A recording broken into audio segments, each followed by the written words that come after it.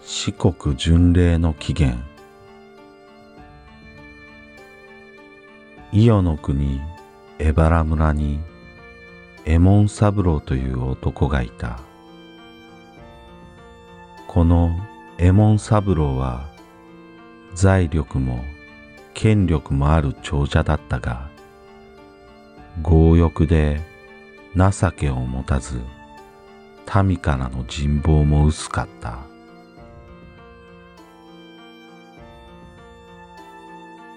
その日、唐突に空一面に広がった黒い雲は、大粒の雨をこぼし、瞬く間に豪雨となった。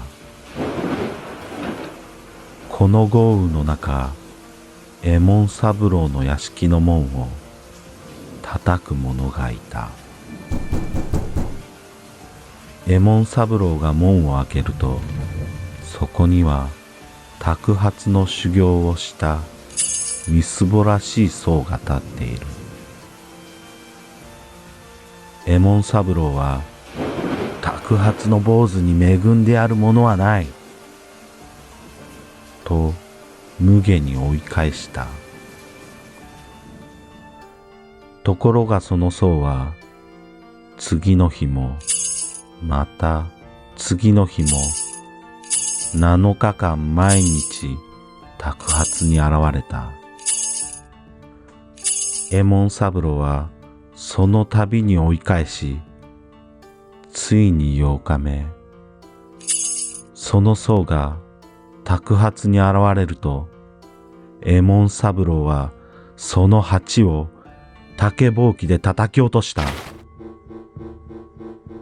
鉢は8つの破片に割れ、飛び散った。そのかけらは光明を放ちながら南の空に飛んでいき、山々の中腹に消えていった。托鉢の僧もその日から姿を現さなかった。右衛門三郎には8人の子供がいたが、僧が姿を消した翌日、長男が突然熱を出した。医者を呼び、さまざまと手を尽くしたが、介護の甲斐もなく、亡くなってしまった。その後も、一日一日と子供たちを次々と亡くし、ついに8日の間に8人の子供たちすべてを亡くしてしまった。情けを持たなかった右衛門三郎だったが、8人の我が子すべてを失った悲しみは深く、毎日毎日泣き暮らした。そんなある日、右衛門三郎の夢枕に僧が現れ、右衛門三郎はあの日の僧が弘法大師だったことに気づいた。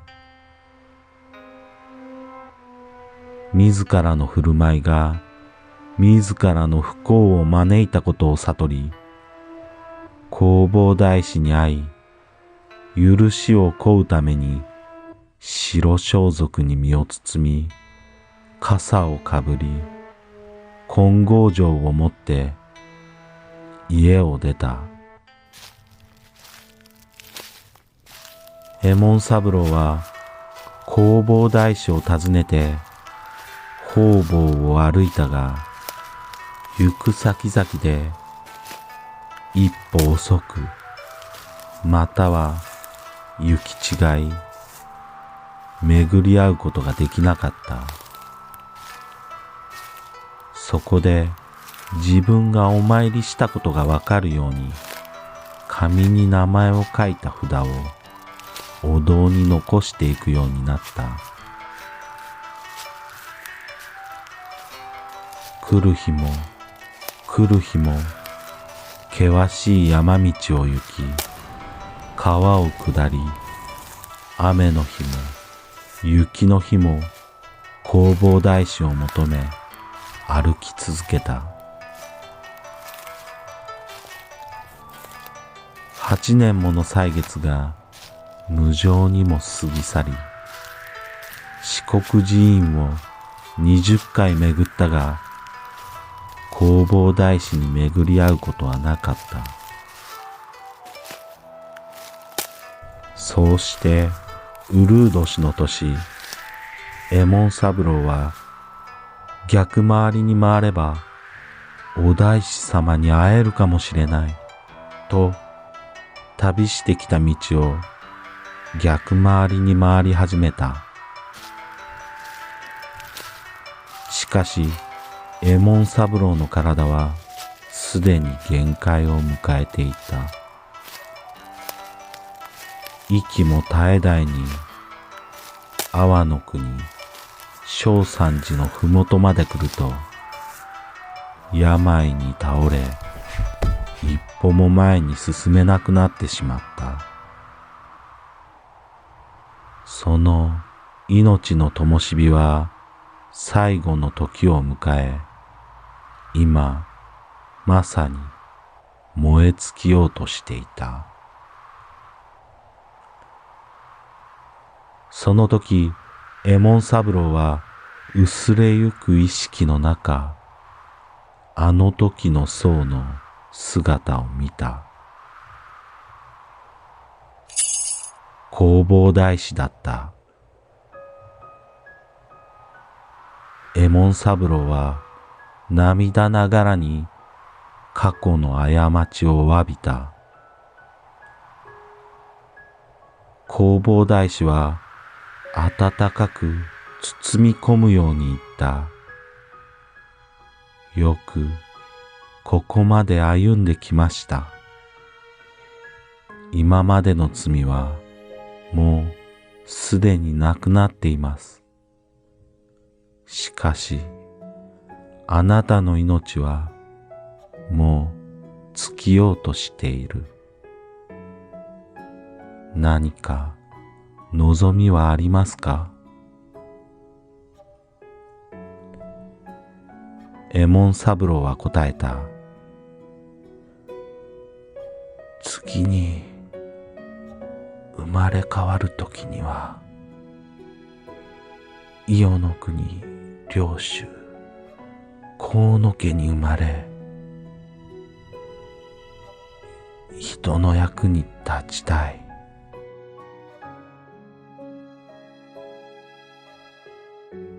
弘法大師は傍らの石を拾い、右衛門三郎再来と書くと、左手に優しく握らせた。右衛門三郎の命の灯火は穏やかに消えていった。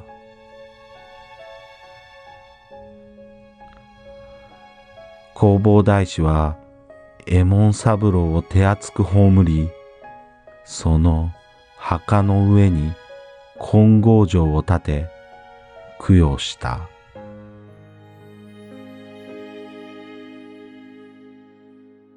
翌年、河野家に玉のような男の子が生まれた。しかし、その子の左手は生まれついて固く結ばれたまま開かなかった。若君が3歳になった春のこと、花見の席で南に向かって手を合わせた若君が、南無大師返上金剛、南無大師返上金剛、南無大師返上金剛と唱えると、結ばれたまま開かなかった手がパッと開き、その手の中から小さな石が転げ落ちた。その石には右衛門三郎再来と書かれていた。